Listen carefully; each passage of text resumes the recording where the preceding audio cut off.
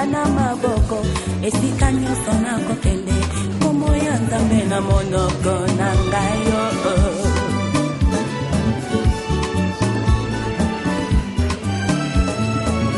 Basali ya Nzambe oyo baza koteya biso ntango nyonso boyebi te nini oyo Nzambe asalela bango mpo basalelaka ye.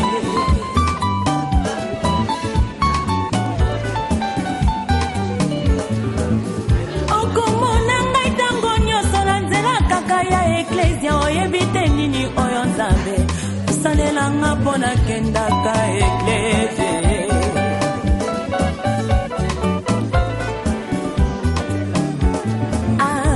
Moto kutu oya mokili soki apesi eloko sengi merci ye. Ebongo nkolo ya pema ye topesi ye nini.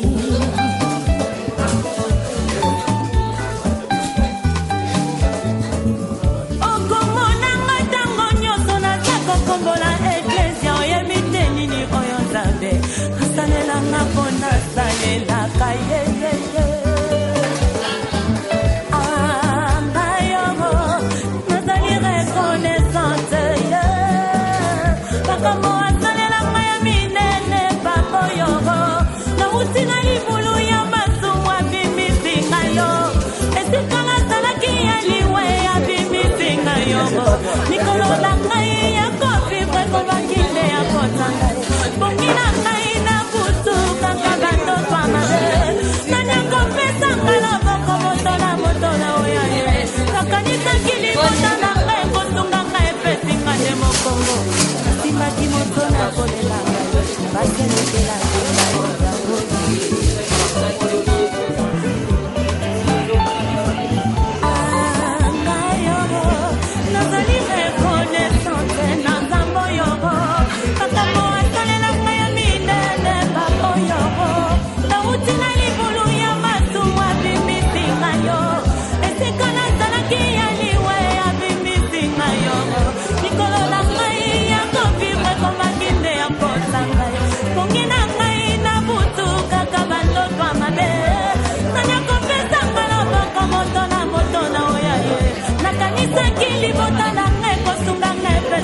mokongo na simaki motona kolela ye pasenge na pinga yo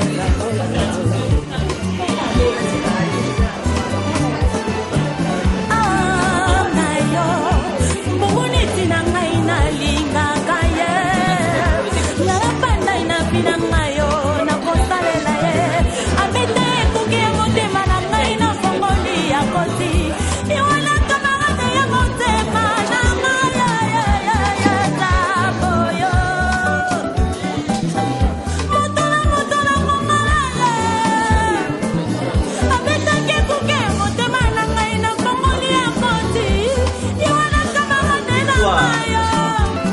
regalo. Iwana thermomètre ya température na ngai ya mo. Iwana ngai na ngai ya komele kitisaka nga motema. Iwana bilei na ngai ya kolia na ntango ya nzala. Iwana maso na ngai yo na ntango ya maliye. Iwana makasi na ngai yo ntango nalebaka papa ye. Iwana réanimation ya pema misamu ye.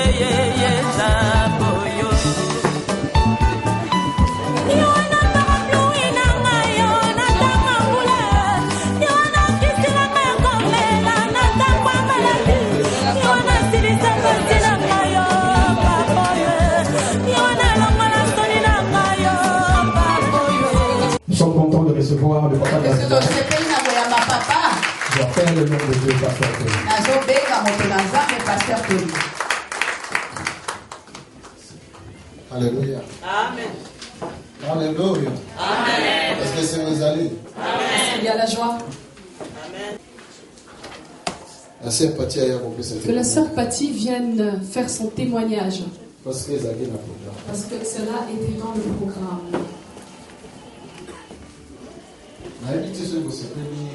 Je ne sais pas si vous êtes content de recevoir ce témoignage.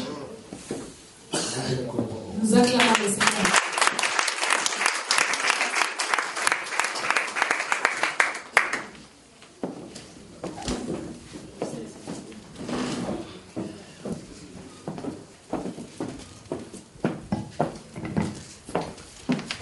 Alléluia. Amen. Je remercie le Seigneur Ngai na tondi nkolo. qui m'a fait grâce d'être Oui. devant vous. Oya sali ngai ngolo ya kotelema liboso na bino. J'aimerais témoigner pour la gloire du Seigneur. Na kolingana kotatola pona nkembo na Yahweh. Parce que nous sommes là tous, on est des mariés. Tozali awa biso nyonso tozali babalani. Et on le sait bien que dans le mariage, tout n'est pas toujours rose. Pe biso toyebi yango ete na kati na libala nyonso ezalaka petete. Une rose, elle est bien belle, mais il y a toujours des épines. Rose ezali fleur moko kitoko metango nyonso ezalaka na basende. Par moment, quand il faut cueillir la rose, on s'épique aussi. Tango mosusu tango tozali kokende kokamata rose oyo pe tozali kozwa banzube. C'est le cas de mon mariage. Lorsque nous nous sommes mariés avec mon mari, Yango ezali ndakisa pona libala na ngai tango nga na balani na mobali na ngai. vraiment c'était la grande joie, le bonheur. On s'attendait direct d'avoir des enfants. Donc ezalaki penza On se disait comme tout couple normalement il n'allait pas se poser des questions. Les enfants vont venir direct. tozalaki na kati na esengo na bonheur lokola couple normal nyonso tozalaki te na mituna pona koloba ete bana bakoya to bakoya te toyebaki ke bana bakoya. Mais au bout d'un moment, Me na nsima na ntango on n'avait pas toujours des enfants. boye tozwaki bana te. C'était des moments difficiles. Ezalaki batango moko ya pasi C'est vrai, mes frères et sœurs, ya solo bandeko na nga basi pe mibali. de vous le dire comme ça paraît facile. Na koyebisa bino yango boye ezomonana lokola pete. Mais pendant ce temps-là, je vous dis que nous avons passé des moments difficiles. Me na ntango wana biso toleki penza na batango moko ya pasi. Que ce soit de ma famille ou du côté de la famille de mon mari. Ata kutu na ngambo ya libota na ngai to na ngambo ya mobali na ngai. Et tant qu'Africain, vous savez bien que souvent en Afrique, quand le couple se marie, la belle famille, ils attendent que vous leur donniez des petits enfants. Lokola biso tozali ba africain bino boyebi ete tango bino bobalani na ngambo na mobali na yo bazali kozela ete mwasi apesa bana. Mais c'était la chose la plus difficile dans notre couple parce que en ce moment, on n'a pas pu avoir des enfants. Et c'était des moments difficiles entre les deux familles. Je remercie le Seigneur parce que tous les deux, on connaissait le Seigneur Jésus.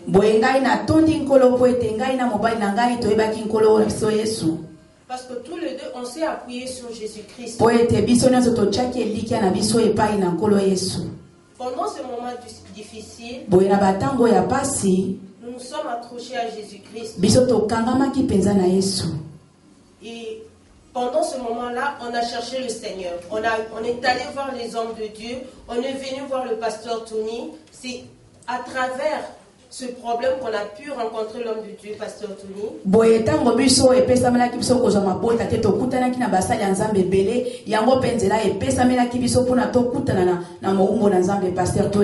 Qui a prié pour nous. Et par la grâce de Dieu, aujourd'hui que je témoigne devant vous, je suis mère de 3 enfants. Et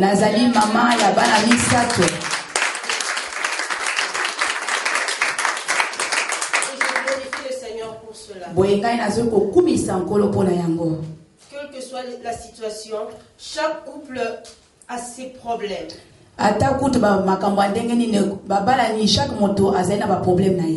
Et je ne peux pas dire que mon problème est plus grand que ton problème. Mais je sais que le Seigneur Jésus, il est plus grand que notre problème. Quel que soit le problème, accrochons-nous à Jésus-Christ. Il a la solution pour chaque problème. Si nous nous accrochons, nous ne lâchons pas. Quel que soit le nombre des années, même si j'ai attendu 6 ans avant d'avoir mon premier fils,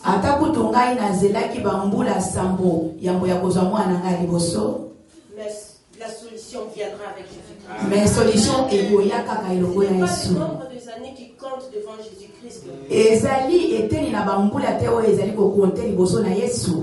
Mais ce qu'il veut faire Ezali oyo ye alingi kosala pour la gloire de son nom. pona nkembo ya kombo na ye. Je vous remercie. Bolingai na pesi bino matondi.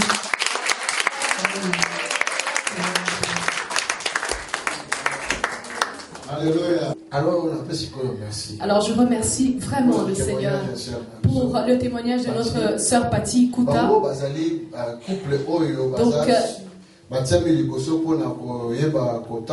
Donc elle et son mari, le frère Patrick, qui a présenté le programme, sont donc le couple responsable du ministère des couples de l'ADV pour conduire les autres couples. Et je remercie encore le Seigneur notre Dieu pour votre présence à chacun dans cet endroit. Je crois que le résultat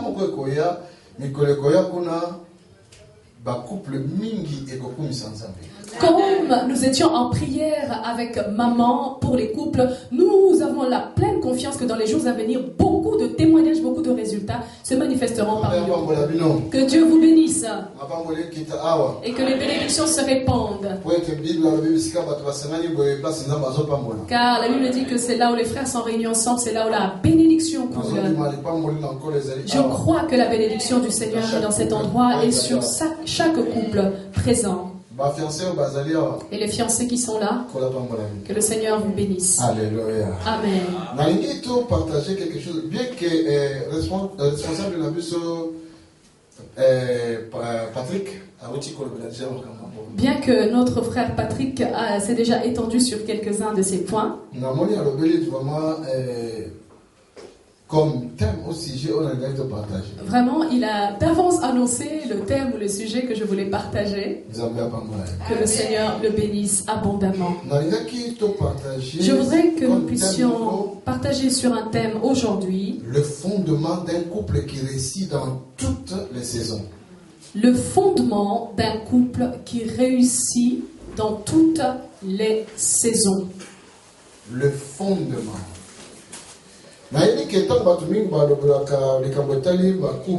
Je sais que lorsque plusieurs parlent des couples, peut-être qu'ils finissent par traiter les mêmes sujets que nous allons traiter aujourd'hui. Toutefois, chacun a une grâce particulière pour partager d'une manière différente selon la révélation qu'il reçoit d'un verset. Le fondement d'un couple qui réussit dans toutes les saisons. Les fondements d'un couple qui réussit dans toutes les saisons. Pour ceux qui prennent note, note ces chapitres. Proverbe, chapitre 9, verset 1 à 6. Du verset 1 au verset 6. Proverbe 9, 1 à 6. Proverbe 31, 10 à 31. Proverbe, chapitre 31, du verset 10 au verset 31. Proverbe 31, 10 à 31. Proverbe, chapitre 31, du verset 10 au verset 31. Psaume 127, 1 à 2. Psaume, chapitre 127, du verset 1 au verset 2. Psaume 127, 1 à 2. Psaume 127, 1 à 2. Je pense que trois chapitres n'est coquille. Je pense que ces trois chapitres suffiront pour soutenir les fondements d'un couple qui réussit dans toutes les saisons. Les temps que nous vivons est un temps difficile. Les temps dans lesquels nous vivons est un temps difficile. Surtout dans les couples. Surtout dans les couples. Sur 100% des mariages dans les 10 dernières années, en Europe, ici en Europe, 95% des mariages sont en divorce. 95% des mariages sont passés par des divorces. En Europe. Ici en Europe. En Afrique peut-être c'est encore raisonnable. Mais ici en Europe, chez nos frères blancs, en Amérique, aux États-Unis, les divorces se multiplient. Alléluia. Amen. Ça va? Et c'est vous allez quand même. Est-ce que nous avons la joie?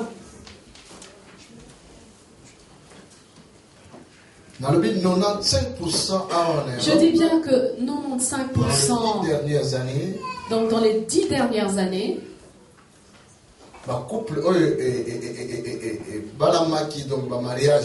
donc les mariages qui se sont faits, au moins 95% sont passés dans les maisons des responsables politiques, dans toutes les catégories sociales. Alléluia. Amen. Et tu peux même rencontrer des personnes cultivées, aisées, mais en ce qui concerne la relation du mariage, ils n'arrivent pas à réussir. Et la plupart, les mariages se divisent.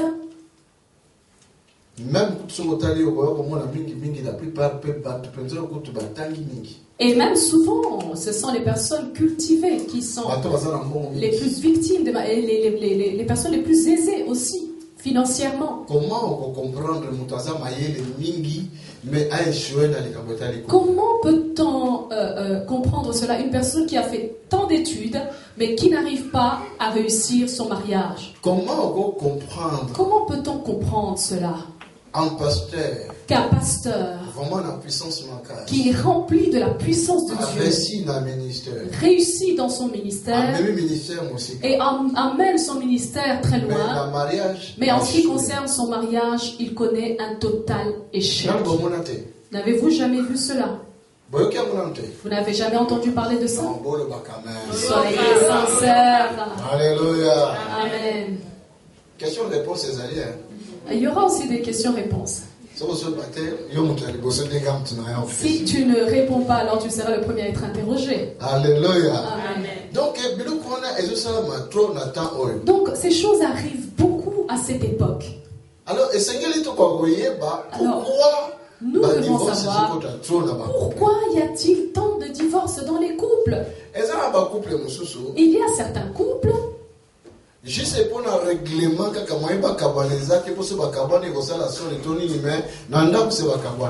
c'est tout simplement parce qu'ils veulent sauver la face devant les gens. Alors ils restent ensemble, mais à la maison, le mariage n'existe plus. Ils sont bien séparés. Et on peut retrouver deux personnes qui habitent la même maison, mais qui ne sont plus ensemble depuis 5 ans. N'est-ce pas? Alléluia. Amen. Nous voyons ces choses. Mais pourquoi de telles choses? Voilà pourquoi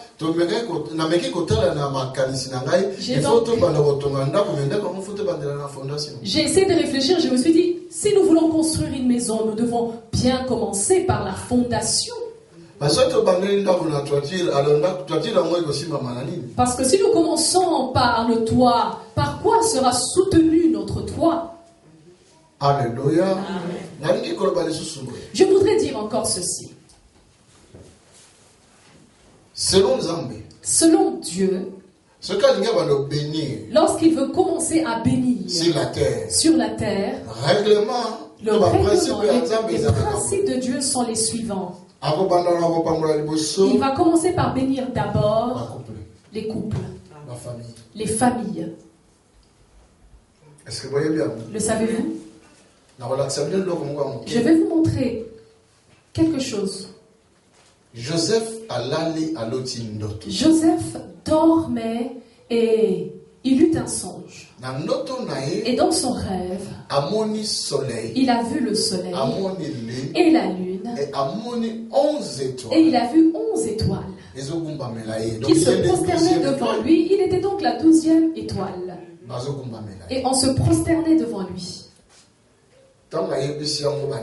Lorsqu'il a dit cela à ses frères, Ils étaient fâchés. Même son papa a dit, ça veut dire que moi, donc moi, le soleil, et moi, et ta maman, donc Madame la Lune, et tes frères, les étoiles, nous allons nous prosterner devant toi. Amen. Amen. Vous voyez les cieux. Dieu présente le soleil, la lune, les étoiles comme une famille. Ça va? Amen. Sans en aucun jour le soleil ne se séparera de la lune. Ce divorce ne s'est jamais fait. Cette famille ne sera jamais dispersée. Alléluia. Dieu bénit. Comme il a créé les cieux, c'est l'image pour nous, la terre. Papa, maman et les enfants. Ça forme une famille. La première bénédiction de Dieu descend sur les familles. Alléluia. Amen. Et aussi, je voudrais dire une chose. Avant que nous puissions entrer dans notre message, le mariage est une affaire de maturité. Quelqu'un peut devenir président mais ne pas être mature. Ne pas être mature en ce qui concerne le mariage. Une personne peut être revêtue d'une grande onction, d'une grande puissance, sans pour autant avoir la maturité en ce qui concerne le mariage. Surtout chez les célébrités, les divorces vraiment ont commencé auprès des célébrités. Les pilotes des divorces, ce sont les célébrités. Alléluia. Amen. Le mariage est une affaire de maturité. C'est pour cela. Voilà pourquoi nous voyons qu'un enfant âgé de 10 ans,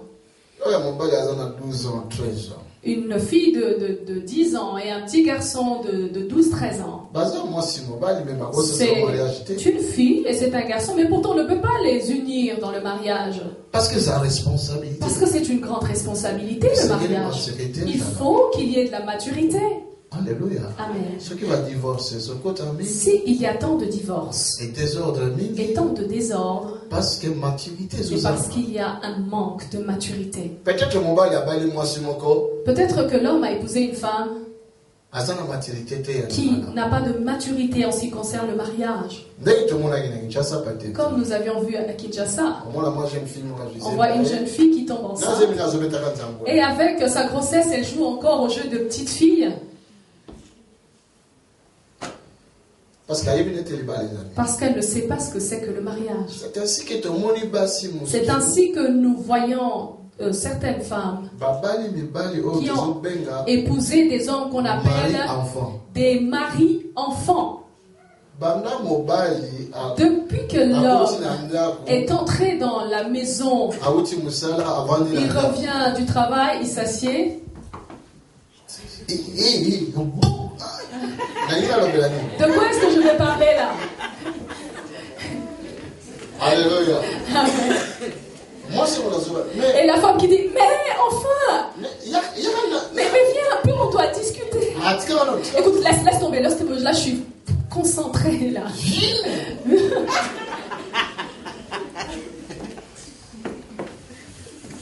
Alléluia. Amen.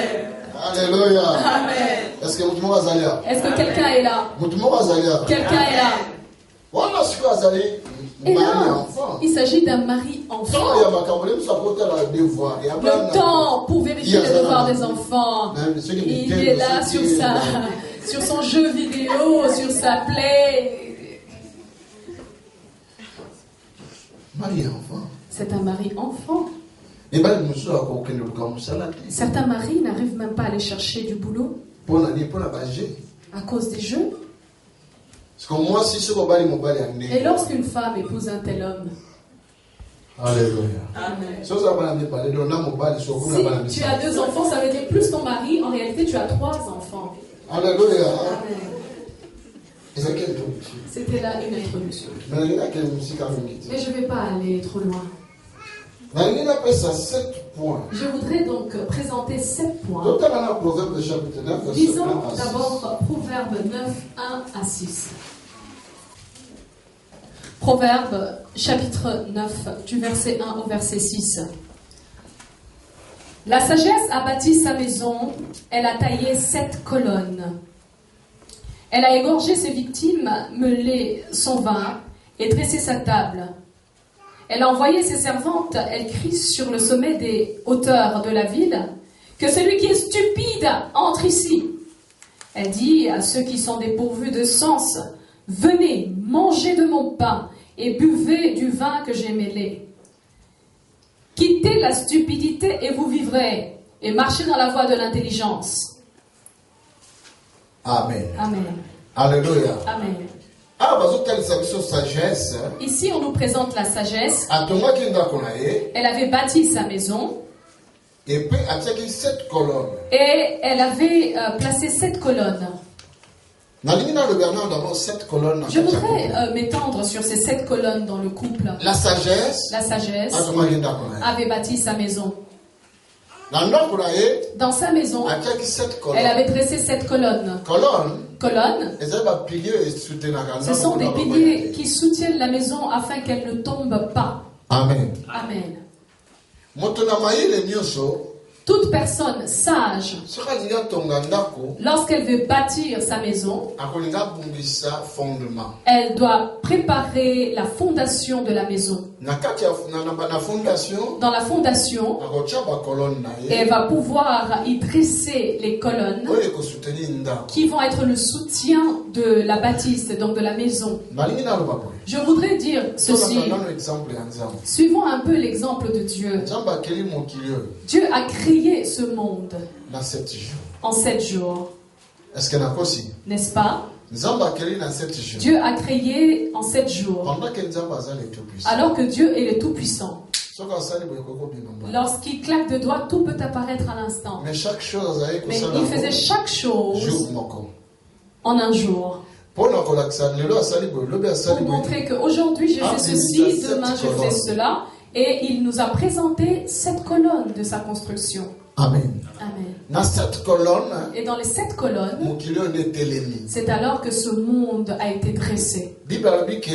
La Bible dit que par la parole de Dieu. Notre univers est soutenu par la parole de Dieu. Dans le globe terrestre. Voyez le globe terrestre.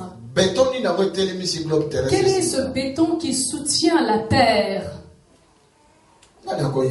Qui peut me dire? C'est la parole. C'est la parole. Alléluia. Amen. Quand tu as la parole, dans la parole, c'est là que nous trouvons la force de Dieu qui soutient l'univers. Alors, en ces 7 jours par lesquels Dieu a créé les cieux et la terre, il voulait tout simplement nous donner une sagesse, une intelligence, une connaissance. Quelqu'un écoute?